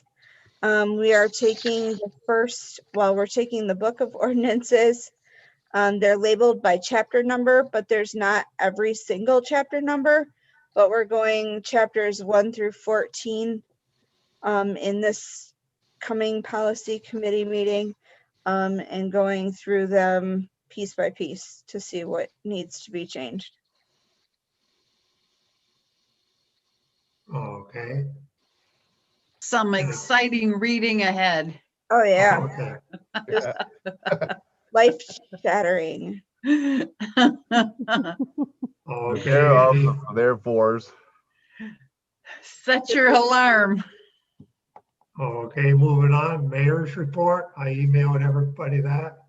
Attended the EDC meeting. I don't know if everybody saw it in the paper that the EDC provided nearly $2 million in grant funding due to COVID impacted businesses in Tuscola County over the past 10 months. And last week, they gave out 29 checks in Caro and throughout the county of $15,000 each. I think one of them was 20,000. And the Caro Center, since everything's moving along good at the Caro Center, I just want to remind everybody that as of the last report, there's 408 employees out there. So that's a big employer in this area. And there's 99 patients, and we're on schedule to borderline. I attended virtually the Michigan Airport Conference on February 17th and 18th. And then I participated in the conference call with MDOT Aeronautical on the engineering agreement for reconstruction of the runway project out there that's estimated to cost $1.7 million. And the Easter functions is still in the planning stage. Then we talked about the roads and sidewalks. And then the Indian Field Master Plan, that was noted in there. Then copies of the manager's contract was sent to all council members. In reviewing the contract, page 1, section 4, compensation states that the council will use an annual wage and performance evaluation process in March of each year. Nowhere in the contract it says is it stated that only one evaluation shall be done per year. In most institutions and corporations, several evaluations are done in the first year. If we are to follow the contract, we should do an evaluation should be done in March of this year. I don't know, otherwise we're not following the contract. So should we proceed with a new one, or next meeting review our results of the information we got last month? I still think the contract is pretty clear. It says an evaluation, and we've already done an evaluation, was done 6 months ago. In March. It does not say we can't do more than one, Tisha, right? Well, an is defined as one. An is singular. In March. Well, then we shouldn't have done an evaluation 6 months ago. We can do as many as we want. Not according to the contract. Yes, sir. No, According to our, yes, I disagree. I with you. apologize, Mr. Mayor, but with all due respect, "and" means one. And unless the March, definition of "and" has changed, In then March, yes. "and" means, In well, in March. March, we should have done one. We should have waited till March to do No. one, but we didn't. We No, did. we one don't 6 have months to. ago. We don't have to. I dealt I with would many contracts through over the years, and any new employee has 2 or 3 reviews at the first year. Well, then we I- shouldn't have put in his contract that we do one in March. And I would- evaluation in I March. would rather take Tish's point on this. It also does not specify that it doesn't give us the power to do more than just the one in March. It does It's- not. It No, says it an doesn't. evaluation in March. A singular evaluation. And means one, sir. In March. And Then we should have waited until March to do an evaluation. I disagree. Well, I'm sorry, but look up the definition of "and." In March, yes. And we're talking about March, doing one in Okay, March. then we shouldn't have done one 6 months ago. That's a mute point. Yes, in New Year's, new employees, it's done more often. Like in Sarah's contract, it doesn't even say that we do one. Okay, then we can do one for Sarah. We can do one for Matt too. Then we put ourselves at risk. No, we don't. No, I we don't. disagree. I'm sorry, but I beg to differ. And I beg to differ. I dealt Hey, with guys, a lot of come on, employees quit over 40 arguing. years and contracts. And any new employee, a lot of new employees, you do one the first 30 days, 60 Okay, days. well, in those instances, in those corporations and in those businesses, they probably didn't have a contract that said "an evaluation." In In this March. case, we have a contract, a written legal document that says "an evaluation." And in this legal document, it states one. In March. I Well, don't we should have waited. personally. I don't see why this conversation is just between the two of us, or two of you rather. There's 7 of us on the council. It seems that if this is a dispute, that this one-on-one argument should end, and we should have some sort of a say in this, a vote, something, because we're going in circles between the two of you. Yes, okay. That's why I had the contract sent to everybody, both contracts, so everybody could read it, about compensation and reviews. Okay, I did review it. I have no change in opinion. I believe that it does not give us power to make more evaluations than already exist. I agree with that. That's what I got out of it too. So the question that I always ask is, where do we go from here? Do we need to make a motion to that will pass or fail to whether or not we put it forth another evaluation, or whatever, like, what's the next step? That's always my question. Or do we need a legal opinion? From a lawyer that has never once answered us. We have a Point. different labor attorney that we use. Bob, what do you Don- think? You're the mayor Don- pro tem. Don, what do you say? It's a legal God, document. you got me because I have to admit something. I didn't read the contract. I've been so busy, I have not read it, so I cannot make an honest opinion. I didn't read it. I basically read the statement, the paragraph. Bob, The city council will use the annual review, annual wage and performance evaluation in March of each year. And Yeah, nowhere in the contract, it says only one will be done. It says it we says to do make one in an March. evaluation. We're going back Tisha, into the same argument. I Tisha. wished you two wouldn't. Tisha, we're asking Don, do you have a comment on it? Do I? No, I don't have a comment. Jill, I don't have a comment. Bob, Yeah, well, as sitting here, listening to this discussion and knowing what we did in our last meeting, I'm going to side with Tisha on this one, unless somebody can prove it differently, that the city and this council cannot be sued for, I'm not saying Matt's going to go out here and do anything. I'm not either. Sarah will either. But I'm going to cover the city of Caro and this council's behind Mhm. on grounds that until somebody can say that this is good or bad.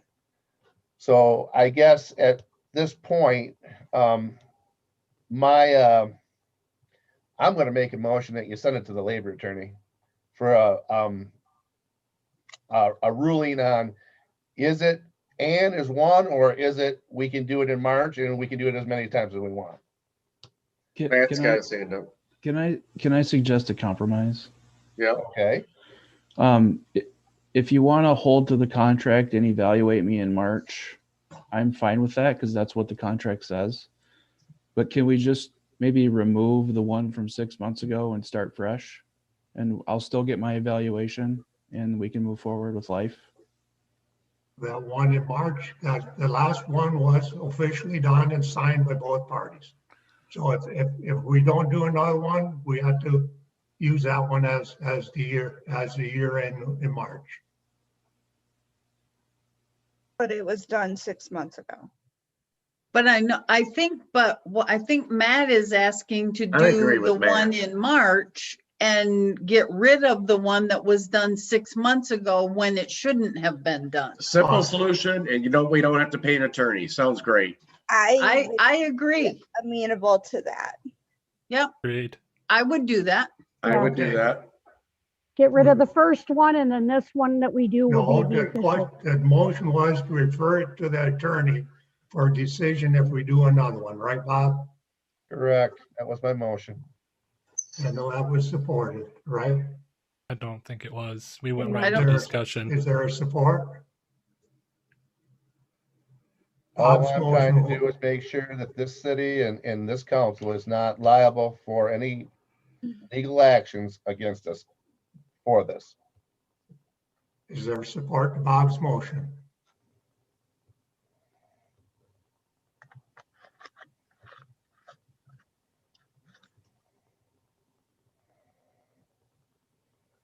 There's no support to your motion, Bob. Can I make a motion? Yes, I'll make a motion that we go by the advisement of Matt and throw out the original one that we weren't supposed to do and start fresh with one this March. Support. Definitely. that's already in this personnel file. I don't think you can throw it out You can't throw it out. because it's been signed by both parties. It was done and you can't throw it out. You can't take it back.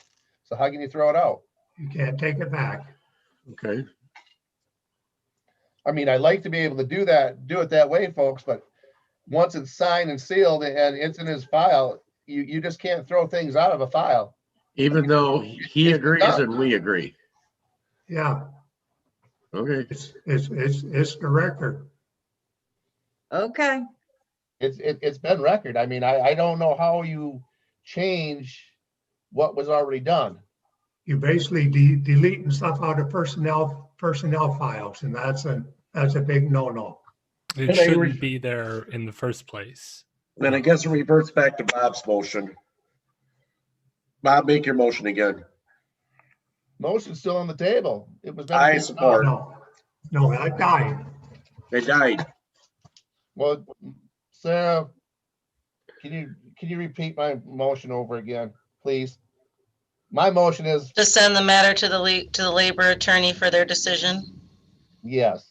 That All is right. my motion. I'll support it. Any further discussion? Where did the questions for that evaluation come from? They're made up. So some of them are real long, 4 or 5 pages. They're from the bunch from MML. All over you get them. And No, you actual don't, right? MML evaluation is long and thorough and drawn out and very long. I And just think those questions are goofy. we got the short version this time. The actual one is quite long. So Okay. 6 pages and 20 some questions. where were Oh, we? wow.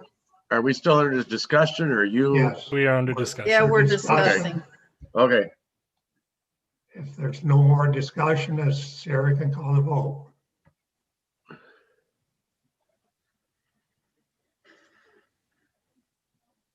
Botchke, Yes. Campbell, yes, Eschenbacher, Yeah. Hall, yes, Jones Hollaback, Yep. White, Yes. Mayor Green. Yes, motion carried. And moving on to my report, further things I had listed, our mowing contracts, we need to get them out or decide what we're going to be doing with mowing, because grass is going to be growing normally. And last year, I know it was in May we were mowing. Power poles are are progressing to be moved. Recreational marijuana, we're waiting for drafts on that. Then the annexation of parcels from Indian fields. Then we need to get those houses addressed if we get them out for bids or to be sold or demoed. I think we talked about doing a bid for trying to see if they would be selling first or to be moved. Then I know we're working on the price on the old police building. Historical museum contract is over at the attorney's getting reviewed. And RRC, and then we discussed shovel-ready projects. What we mean by that is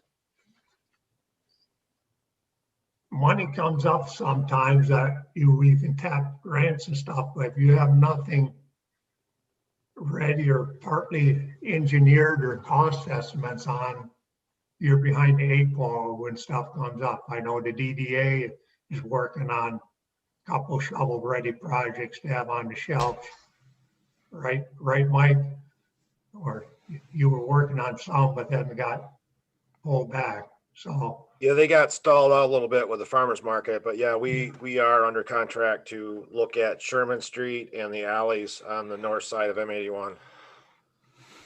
what I'm getting at is we need to start to think about shovel-ready projects for Caro, not necessarily, our streets and sidewalks, but other projects to have some preliminary plans and cost estimates for.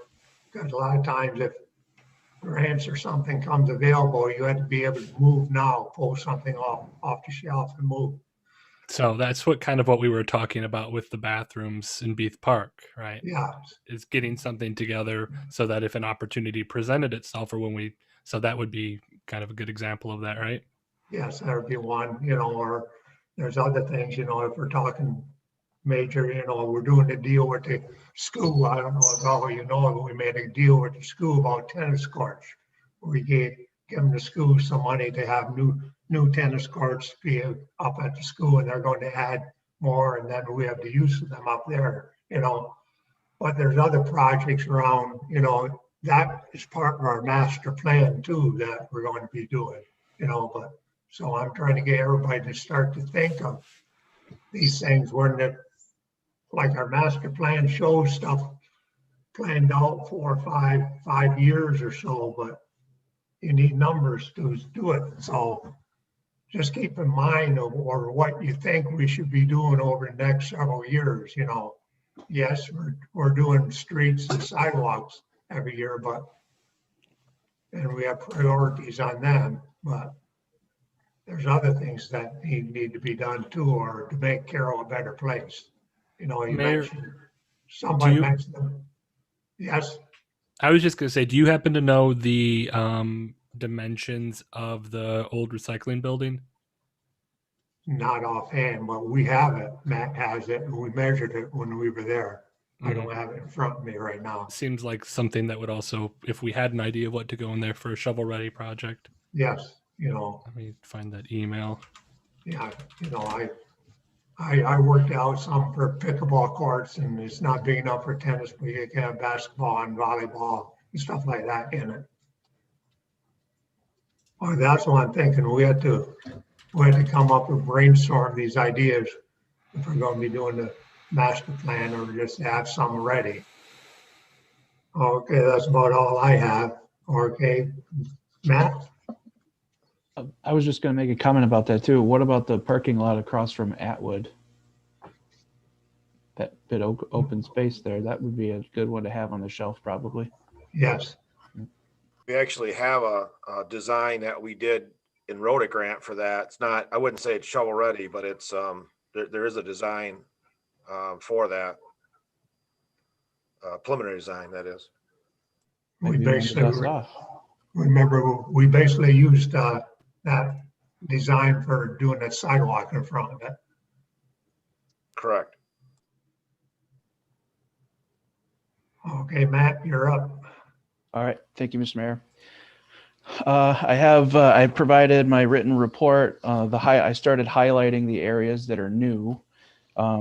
Working on the capital improvement plan right now. The plan is to this week send it to the Planning Commission for review and comment, and hopefully they'll be able to make a recommendation to council for approval.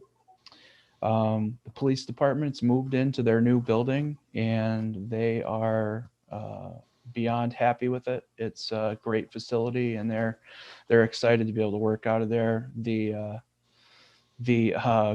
cost benefit of of not having garage, it was not as bad as they thought. It's not a downer really whatsoever. They're just grateful that they have a nice place to work.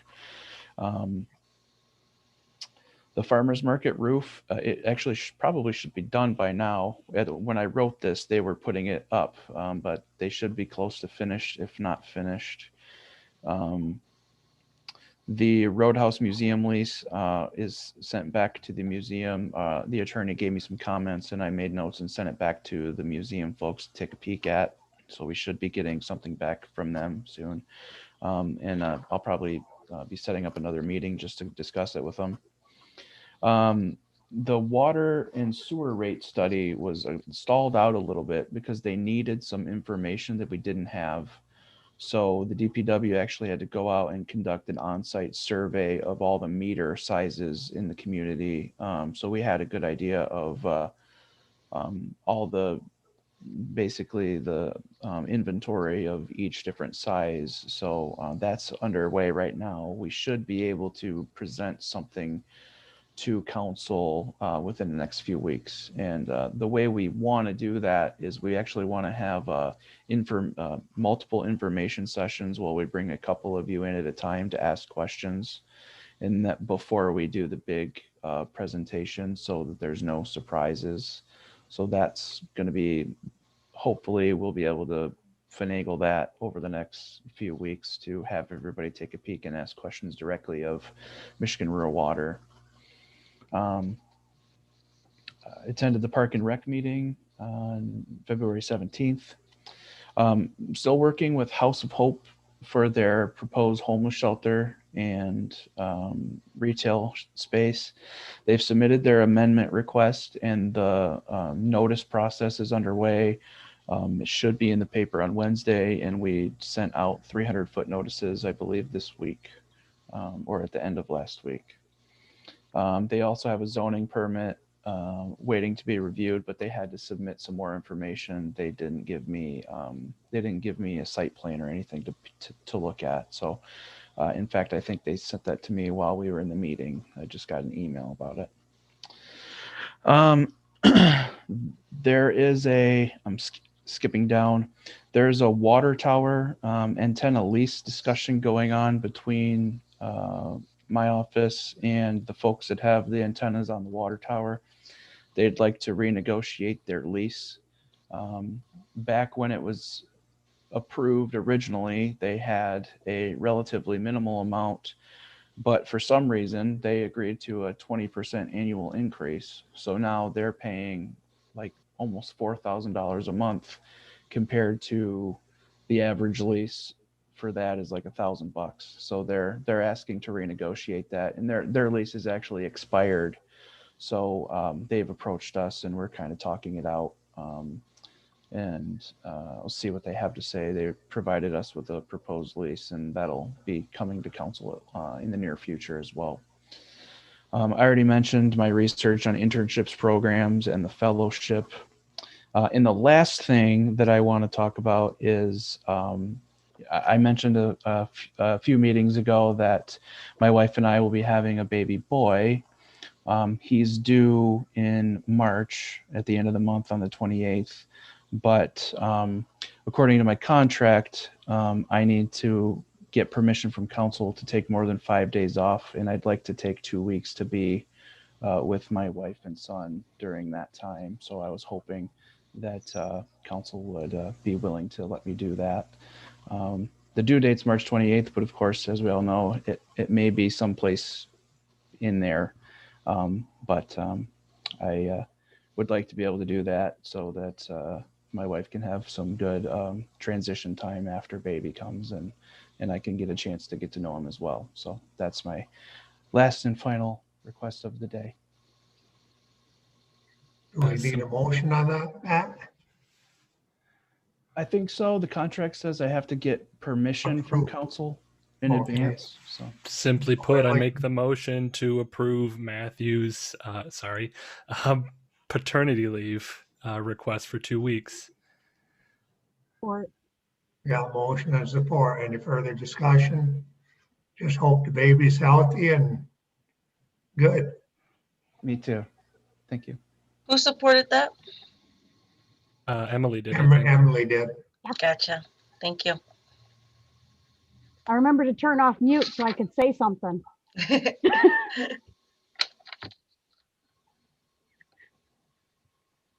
Alrighty. Campbell, Yes. Oh, Eschenbacher, no. Yeah. Yeah. Paul, And I don't even remember taking the day of my kids' birth off, let alone a week or two, but I'm serious. Yeah, but go ahead, yes. Just vote, dude. Jones I said Hollibutt, yes. All right. Wow. Jones Hollibutt, I Yes. know the new generation. I know. White, Yes. Botchke, Yes. Mayor Green. Yes. I got a question for you, Matt. On Yes. those tower leases. Mhm. Remember that other tower down by our fire tower? Is any more, that was part of the deal where they were going to have to check if there's more room on other towers? Yeah. Is there more room for other stuff up there or not? That's, I don't know. And those folks are supposed to pay for they're supposed to pay for a capacity study if they want to join those. And they haven't said anything to us about it. So, okay. Yeah. Because that was one of the issues that. Yeah. How about that other tower in the park there? They're making their annual payments too? I believe so. Right, Sarah? Yes. Okay. And actually, speaking of that, the folks on the water tower have stopped making their full payments. So they actually owe us like $38,000 because their rate is so high. They can afford the $1,000 that they're proposing, but since they don't have an active lease, they've stopped paying the full amount that's in their previous lease. So that's another discussion point that we're trying to work through with them. And then we can go and turn off the power to it. I might have to. Yeah. Any other questions for Matt? Okay, Sarah? Well, property taxes are due today, so I'll be working this week on settling with the county and getting those turned over to them. The girls will be happy to be done with tax season for a few months. Board of Review had their organizational meeting today. They will be hearing assessment appeals on Monday, March 15th and Tuesday, March 16th. I've been working with the website designer We just finished the initial design phase, so we're going to be moving into actually phase 3. And the hope is that we would be going live at least by June. I attended the Caro Center water main bid openings, attended an Open Meetings Act workshop provided through our insurance, published the notices and for the public hearing, and sent out the 300-foot radius for the 102 Joyce Street zoning text amendment. That public hearing will be on March 23rd at 7. Just gonna ask that. Yep.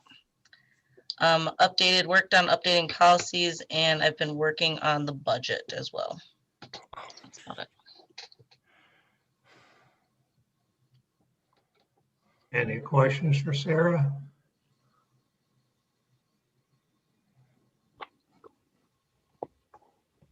Any additional public comments?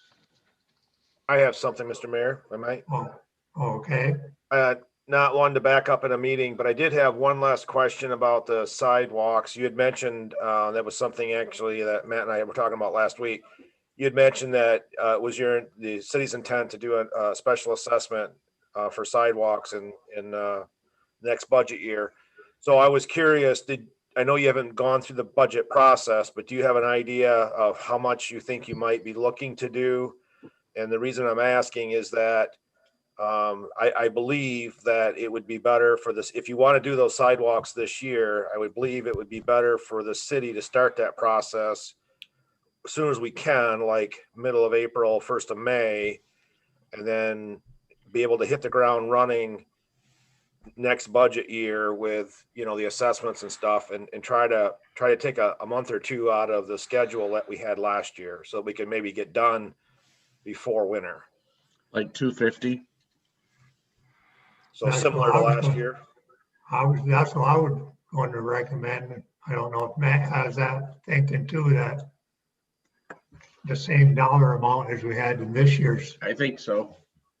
Yeah, I figured that we would just move it forward, and then if council wanted to change it up or down at our next work session or when I propose the budget, that you could do it then. But yeah, that was going to be the starting point. And Mike and I had talked about that too. So like I said, we got a month or two before we, really need to know for sure, but I just thought I'd ask to give us an idea of the magnitude of the project. So. Yeah, I don't think anybody is talking about not doing the sidewalk project in the next budget year. I don't think I ever heard, let's put it that way. And I would recommend about the same dollar amount as we did this year. Okay, Mike, anything else? No, thank you, Mr. Mayor. Bob, do you have anything else? I just got a question for Mike. Okay. Can you elaborate on some of those bids for that water line to go out to the state? Oh, yeah. Yes, I can. Sorry. Hang on. Real good. So I forgot that we hadn't had a meeting since. So we had 8 bidders, which was great. We had 12 potential bidders. We ended up with 8 bidders, and our estimate, which we left somewhat inflated, was just over $2 million. It was like $2,080,000, and we had, like I said, 8 bidders, all under our estimate, barely, but all were under. And low bidder was 1,350,000-ish, 330, something like that. So just under 1.4 million. We had a bidder just over 1.4 million. And then we had 3 or 4 bidders in the 1.6 to 1.8 million range, which is really where our estimate should have been. But we had a 20% contingency that we just left there because you just don't know. I will say prices were very favorable. So the low bid contractor is a company out of West Branch. Their name is Sterling. I will be able to make an official recommendation in the near future here, but I have done some due diligence on them. We are currently working with them on 2 projects in Beaverton, and it sounds like they've done no less than 100 miles of water main in the last several years. So it appears that they are a competent contractor. Okay. They're actually boring a water line right now, a water line under a lake for Beaverton. Water or sewer? It might be a sewer line, It force might main. be, yeah, it is a, you're right, it is. It's a, Same pipe, just different use. Same type of pipe. Okay.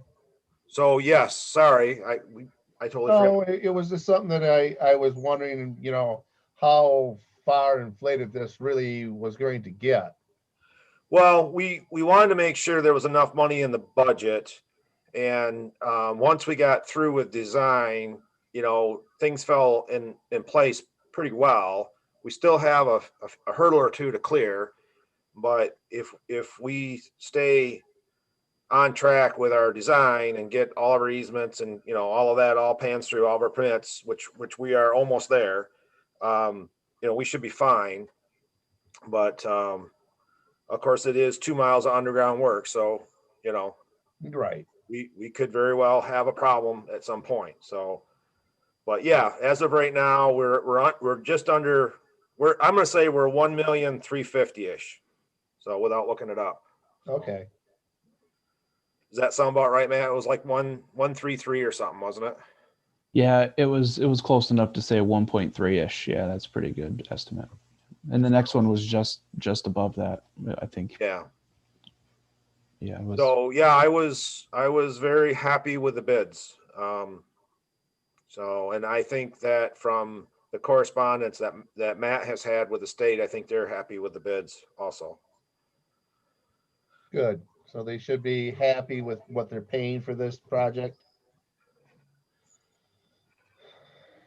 Yeah, All right. I think they feel more comfortable about finishing up this agreement and talking with Matt. So Yeah, I think so too. They called me curious afterwards, and it was kind of like a weight lifted off of them. I think they were a little bit concerned that the budget would be broken with the bids, but it wasn't. So they're much more comfortable with it now. So are you thinking that they're more willing to move forward now with this whole agreement? Is that what you're thinking, Matt? Oh, it's been moving forward the whole time. The AG is just being picky on some language, but yeah, we're very close. We're down to the last couple of things before it comes to council for an initial look over. So Okay. yeah. So it would be my hope that we would be able to be in front of you at first meeting in April to get the project awarded. Contractor said he would like to start the first part of May because as Matt alluded to, they're working in Beaverton right now, finishing up that project. He thinks he can be here by first week in May to the middle of May, and then they'll hit this job and knock it out. So. Because what, the state wants water out there by what, this summer? Well, they wanted water initially by July. We pushed back on that because it would have meant that they would have had to have started construction over the winter, and it would have meant a lot of things. The state really didn't tell us exactly what they wanted till later last year. So what it turned out is that they don't need the water, officially until the building is open. But what they do need is water to test the plumbing and that kind of stuff. So what they wanted was water to the site so they had water for construction. And I think we convinced them they convinced themselves that they could figure that out for a few months. But the difference between being there 1st of July versus the 1st of September, to me, was a huge financial impact to the project. So, and it didn't, once I talked that over with the right personnel, I think that because they're not planning on being open until spring of 2023, right, Matt? Yes. So technically, we probably could have built this next year, but I really didn't want to wait till next year just in case we had any hiccups this year, then we have no backup plan, so to speak. So so far, at least contractually with the contractor, it's working out that we pushed hard, got the project out for bids early, got a contractor ready to hit the ground running this spring, and they'll have their water a year and a half ahead of time. So Yeah, we convinced them of the strategy of bidding it out in a particular time so that we would get the best bids. And I think our bid returns, blurred that out. And they were happy with it. Okay, thank you, Mike. Corey, do you have any questions for anybody or comments? Negative. Okay, Tisha? Sorry, not at this time. Okay, Don? Nope, I'm good. Emily? I'm good. Okay, Jill? I do. I received several phone calls about the homeless shelter on Joy Street, that whole project. And having received the phone calls, I decided I would call my friend who is the director of the women's shelter in Sandusky. And we just visited about the one that already exists there and just the impact that it has had on the community. And her comment to me was, although I can't give you anything really absolute, concrete, negative, what I would like to share with you is you need to understand that you can refuse no one. Anybody that comes to the door has to be allowed in and has to be accepted. And she did say that Sandusky hadn't had much trouble with COVID and had none of the different variants of COVID until someone was admitted into that shelter that brought in one of the variants of COVID. She also said that the facility furnishes breakfast and dinner, and other than that, they're required to leave the building. So when she said to me they're required to leave the building, that in my mind has more men walking around the streets of Caro unsupervised with nothing to do all day. So I think when we look at how many adult foster care homes we have in our community, and we look at the level of supervision for those individuals and the number of people that we have walking our streets, I think we need to look long and hard at whether or not we accept another facility for a similar type of population. Thank you. Are You're there any other comments? Otherwise, entertain a motion. Sorry to hear about your dad, Jill. Oh yeah. So Thanks, sorry. Mayor. Yes. Thank you. Sorry to Sorry, hear Jill. about that. I guess I'll make the motion to adjourn this meeting. I'll support. Okay, Sarah. Eschenbacher, Yeah. Hall, Yes. Jones Holbert, Yes. White, Yes. Botchke, Yes. Campbell, Yes. Mayor Green. Yes, motion carried. Everybody have a good evening. Yep. Mhm. Everybody. So- Bye. You too. Thank you. Okay, Good Have a night. good night, Good night. everyone. Sarah, get some clerking done. I think I'm gonna go to sleep now. Sarah, get some treasuring done.